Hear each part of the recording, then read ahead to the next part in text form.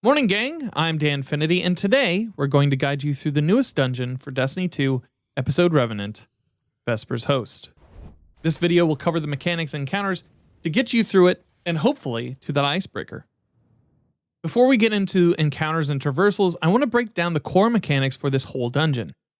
Also, I want to give a reminder that dungeons are typically designed for solo challenges as well as for the fireteam experience, so you'll find that the mechanics are fairly forgiving when attempting this activity. Much like the raid Deepstone Crypt and Operation Seraph Shield, throughout the dungeon you will be presented with 3 nodes that you can pick up to do each individual job: the yellow scanner, the red operator, and the blue suppressor. These roles can be picked up by killing vandals in each encounter, and you'll notice that these vandals will also have the augment roles hovering above their head, so they're pretty easy to see which you're about to pick up. Once the vandal is down, you can pick up the desired augment to work mechanic. The first 2 roles I'm about to describe are fairly closely intertwined. The yellow scanner will help you discern what pads or enemies need to be shot or eliminated. In the opening section, you'll see some yellow diamonds in your game map. When the scanner gets near those diamonds, they will either change to white or disappear entirely. If the diamond disappears, that pad does not need to be activated to proceed. In rooms with pads to scan, you should never need to activate more than 4, so use the process of elimination to help you out. The yellow scanner buff cannot activate these pads that it sees, it can only point to them. The red operator buff is able to shoot and activate pads to progress that mechanic. The blue suppressor node is actually the oddball of the 3, and probably the most distant in relation to the Deepstone Crypt and Operation Seraph counterparts. When you pick up the suppressor node, you'll notice that your grenade is changed to the outline of a person. When you activate your grenade, you'll see a bluish decoy appear where you activated your grenade, and a ring showing the area of effect for the suppressor decoy. Anyone can shoot this to activate the suppression field, but be careful. If you're standing too close to the decoy, you can take damage from the explosion. Enemies within the radius that can be affected by the suppression will either break apart or lower their shields so you can damage them. All 3 flavors of these nodes have a timer that appears at the top of your screen where you're picking them up. If this timer hits 0, your character will die, unless you take the node to what I affectionately call the golden shower and deposit your buff. You cannot deposit more than 1 node per shower, and deposited nodes will travel between rooms in most of these encounters. It is more useful to you to deposit when you have a second of downtime than to fight a vandal in most cases. Throughout the dungeon, you'll also have nuclear cores or cells that you'll need to transport in some encounters. These need to be placed in containers at various points in the dungeon. When you pick up a cell, you'll notice you have radiation just under your health bar. When that radiation level hits 10, your character will die from exposure. There are a couple of ways to reduce your stacks. 1, a fireteam member can take the core off of you and carry it forward. 2, you can simply drop the orb and your stacks will reduce. You'll have a period of time that you'll need to pick it back up by, but the timer is fairly generous, giving just about a minute to continue. No matter what guardian you're bringing to the table, you may want to chuck a couple of arc resists on your chest, and swapping between a 3rd solar, void, or sniper resist whenever you feel the need. Now that we have the base mechanics under our belt, welcome to Vesper'S Station. The first room embarkment utilizes the scanner and operator augments. Kill Elixni to have the scanner and operator augments drop. The scanner moves around the room, scanning for the 4 pads out of the 5 available. My teams used these callouts: left by the left door, right by the right door, the ceiling, pillar down a little from the ceiling, and exit being by the far door from where you enter. Move quickly as these buffs are counting down, but you can place them in the golden showers on your left or on the right hand side of the room. Unlike Deepstone Crypt, there is no time penalty for when you pick up the same buff again. You can re-up the full time on your augment by slamming in the shower and taking it right back out. Once all the pads have been scanned and shot, move through the newly opened door. When you do, the field covering the door will also strip you of any augments you might accidentally still be hanging on to. Push through and defeat the Elixni in the next room, where you'll find a damage panel on the back right corner. Hop through it and proceed carefully through the trip mine corridors, or you can shoot them all, whatever you like. This will lead to the first encounter.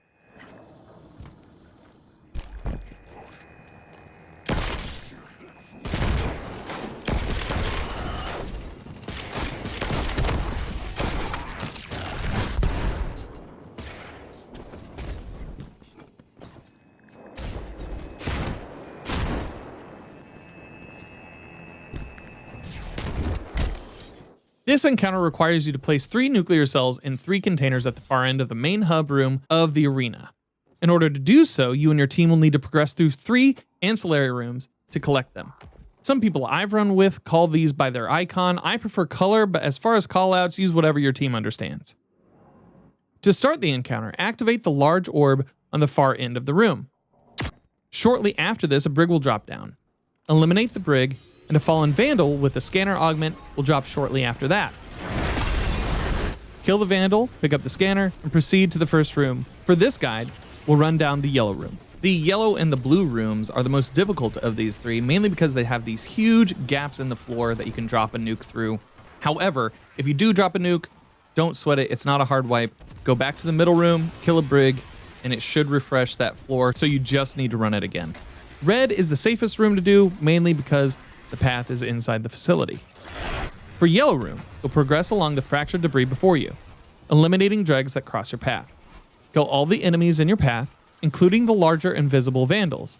These enemies can typically be taken out by a titan using commemoration. Once the path is clear, a force field will drop, allowing you access to the next stage of the room. If you're carrying the scanner augment, top off your timer by placing it in the golden shower before moving forward. Clear out the ads in this room. Once they're down, you can start scanning for the pads around it. Yellow room is pretty well divided in half, so you can make calls based on left and right, 1 through 3, with the ones being closest to the entrance. Again, you're only looking for 4 pads. If 2 pads disappear entirely during scan, you know by process of elimination that the rest will need to be activated.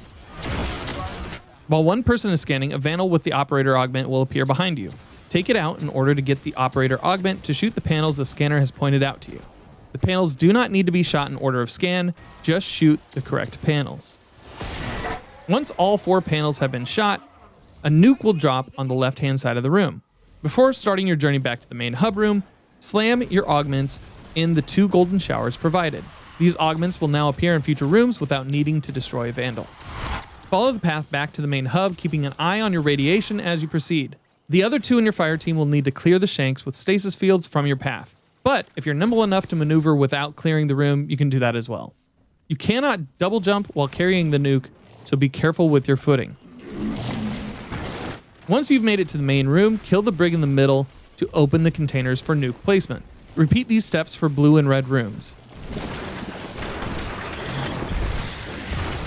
Blue pads can be a bit tricky because of their placement, so we labeled them 1 through 6 clockwise from the entrance. For red room pads, we named them by features in the room: right and left walls, right and left door, front and back pillar. Keep an eye peeled for the golden showers in each room to collect and deposit your augments. When you're carrying the final nuke back, a huge brig will need to be destroyed to open up your 3rd and final container. After placing the final nuke, you can continue to the next area through the corridor that just opened to your right. Re-engaging standby mode. Welcome.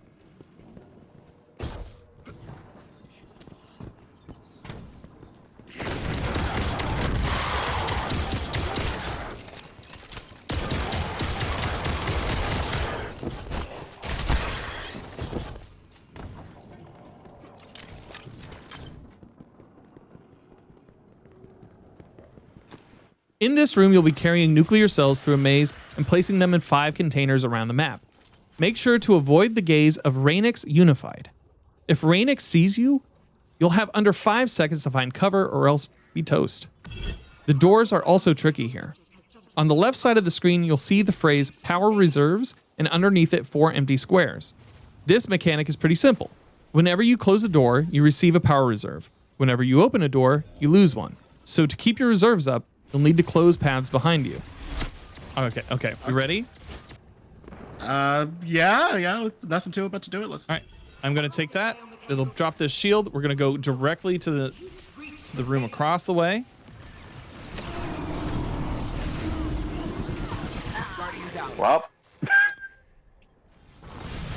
Well, that's the thing about dying next to one of the doors. Yeah. Yeah. Oh, what the hell is that? All right, move. All right, we're gonna close that door. Okay, we got a reserve back. You see that this is the receptacle that we need first. Yep. So I'm going to open this door. Don't close it behind me, please. And there's a captain over here. You sack of Yo, he is He is zooming. booking it to get away from me. All right. We're going to go back to that room.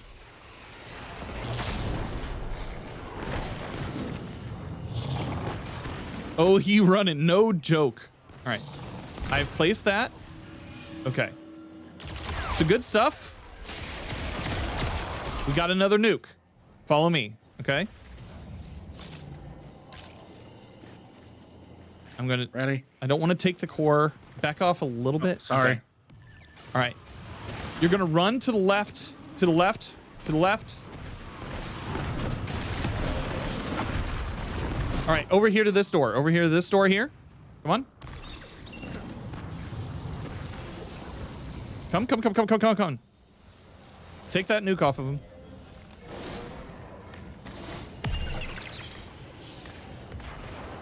All right, there's number 2. Oh, yeah, right. Let me find. Okay, captain drops here. Open the door to the right. Open the door to the right.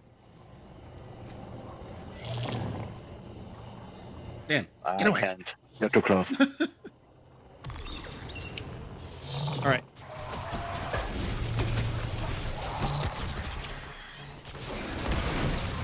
There we go. All right, so we got 3 in. All right, he progresses forward. We got another nuke.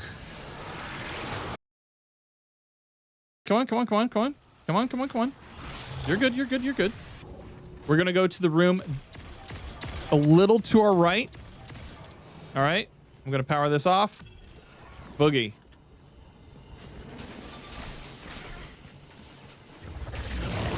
That's not what I wanted. Down. That's bad. All right, 4 is done.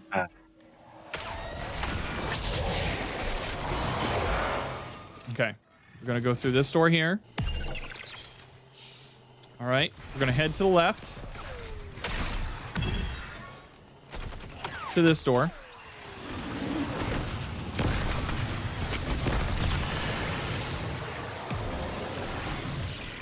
Break line of sight. Okay, good. We're gonna come to this door here. I'll pick it back up. I got it. Oh, you got it? Okay. Come on in. What was that? We're gonna open this guy. All right. Close that door.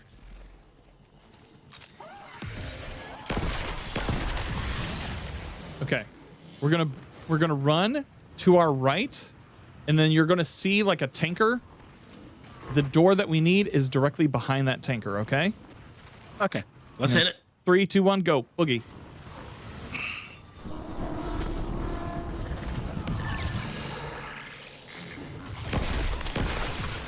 All right, right here.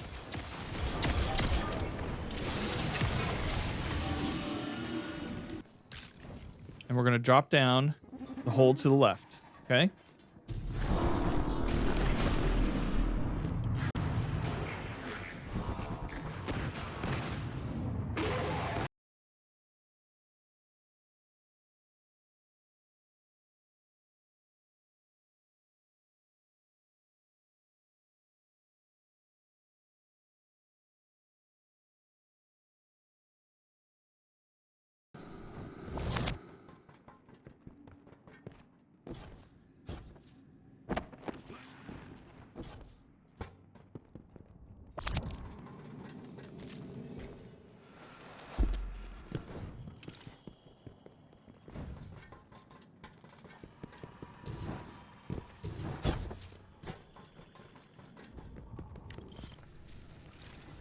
Once you're through the maze, you'll stumble upon the first boss encounter for Vesper's host and someone you met in the previous room, RANEIKS Unified.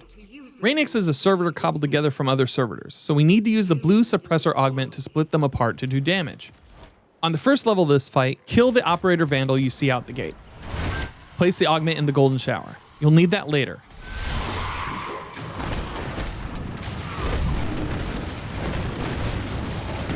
Continue killing ads until a machine priest appears. Focus the priest and kill him to progress to the second floor.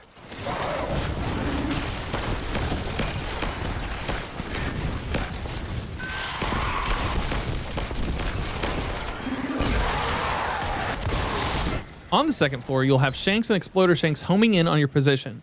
Clear the room while maintaining distance from RANEIKS' gaze. He'll still kill you in 5 seconds if you're seen. Once all the Shanks are down, another will appear with a suppressor augment. When you have the augment, we found it was safest to creep around the left side of RANEIKS to place the decoy. Use your grenade button to activate the decoy, and once you're a safe distance, shoot it to disincorporate RANEIKS into a fleet of mini servitors. At this point, you'll see 2 servitors with glowing features on their faces. Take note of the numbers at the end of their name. Once you've noted them, hop through the big hole behind where RANEIKS appeared on the second floor to purge the suppressor augment and go back to the first floor. Repeat this cycle another time until you have 4 numbered callouts from the servitors' faces. Near the entrance is a wall with numbered pads from 0 to 9 dispersed randomly around it. Using the operator augment you planted in the beginning of the encounter, shoot the 4 numbered callouts your team saw on the servitors' faces. This will cause RANEIKS and a suppressor shank to appear on the first floor. Kill the suppressor shank, stun RANEIKS with the decoy, and just go to town with supers. You can use grenade launchers, anything to deal a healthy chunk of damage to the boss. Titan's Behemoth super does incredibly well here. Rinse and repeat as needed to kill RANEIKS, and proceed up to the next floor to continue through the next traversal zone.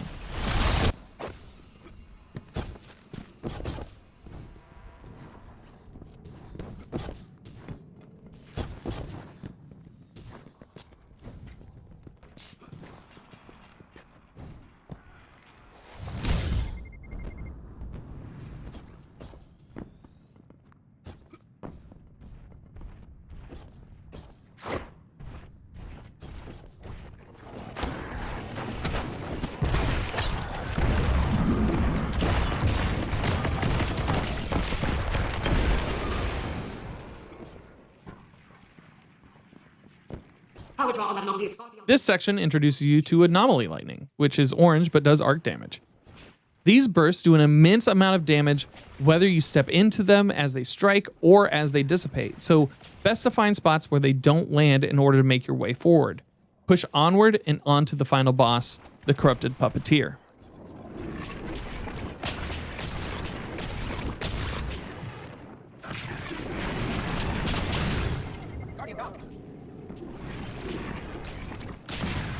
Down.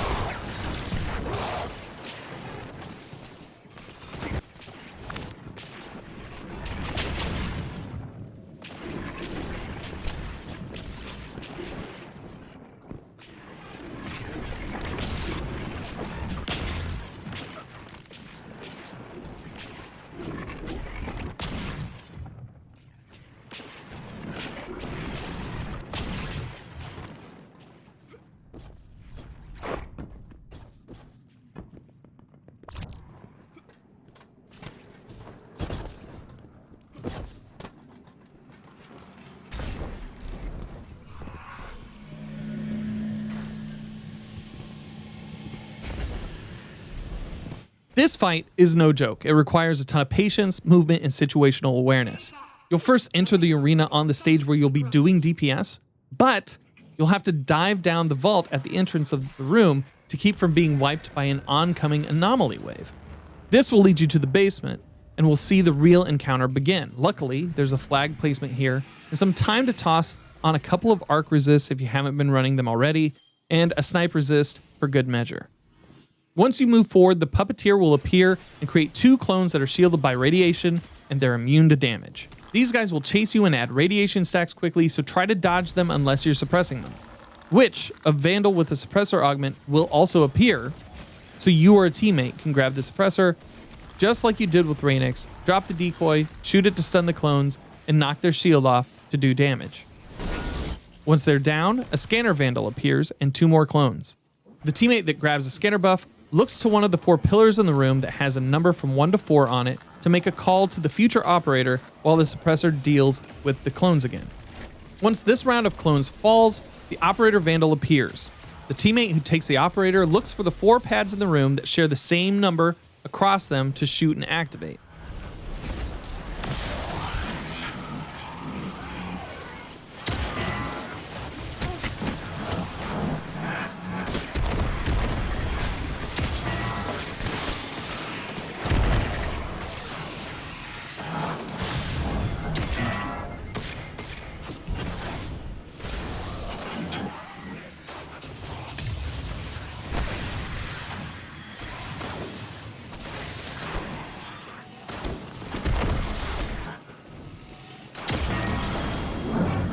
Once these are shot, some red lights will start strobing in the direction you'll go to next, either on the right or the left-hand side of the room. Make sure to deposit your augments and drop down the shafts to either side of the lights. In this sub-basement, you'll continue following the strobing red lights, defeating enemies, and dodging radiation clones. You'll be purging the Puppeteer's shield in 2 rooms on this level. Really, you just need 2 jobs here. Operator will grab from the shower and shoot the 4 highlighted pads in the room. After the last pad is shot, the scanner will go to the newly formed clones to see which one needs to be destroyed. Think Atrax in Deepstone Crypt. Once destroyed, the clone will drop a nuclear cell. Everyone should place their augments in the shower this first time around before taking the nuke and purging the room. But be careful, as you'll have limited time. Avoid killing multiple clones in this room at this point, as this will only take more time away from your timer and could lead to a wipe. Something we found helpful was to have someone run a suppressor to kill the 2 radiation clones before the operator shot the last plate. It took a little bit more coordination, but saved us the radiation heartache. Now that you've purged one room, make your way along the lower path through the trip mines. Take your time, this room can easily cause a wipe if you're just rolling in silly. In the second room in the sub-basement, repeat the strategy you used in the first sub-basement room to purge the last shield from the Puppeteer. Once it's been knocked off, move up on the catwalk and out the teleporter that leads you to the original basement floor. Take your time and grab any remaining orbs or ammo you may have left around and head to the main elevator shaft you drop down to start the encounter. This shaft will burst you up to the DPS floor. The fight is tricky. It calls for you to stick and move for DPS. I was using Anarchy here, but Witherhoard was helping to weaken with this episode's artifact too. The Puppeteer will appear in the middle stage at first, but will teleport to the left and right stages with their clones. It may be useful for you to have one teammate calling out these changes. Once you see a clone that is kind of glimmering, kill it to drop a nuke. The boss will rear back and launch an anomaly wave shortly after the nuke is dropped, so grab the cell and take it to the left side of the arena that has a blast shelter much like the sub-basement rooms. Place the nuke in the bunker to shield yourselves from the anomaly wave, and upon your exit you'll have another short time for DPS. After this short DPS section, you'll need to drop down through the vault shaft to reset. Repeat this as many times as you need to finish the boss, so stick with it and get the clear. In recent runs, my teams have taken a lot of the harried running around out of the equation entirely by placing a well on the tanker close to the right side platform and just going to town on Thunderlord. It is insane. Teleporting right.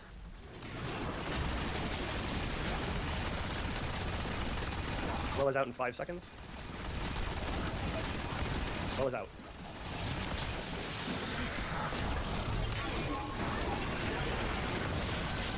That is stupid. I personally love the design for this dungeon, and while the final boss fight has a lot of moving parts and can sometimes be frustrating, it feels like one of the most rewarding in-game challenges we've seen in a while. That's all from me on this guide, and I hope you found it useful. As always, a like and subscribe would help us out a ton on our road to YouTube partnership here. And if you need assistance with this dungeon or maybe a raid, Come check out my Twitch channel on Sundays where we do PvE helps from 9 a.m. to 5 p.m. Eastern. It's always a lot of fun, and I hope to see you there. Thank you so much for watching. Good luck with your hunt for Icebreaker, and I hope you find what you're grinding for.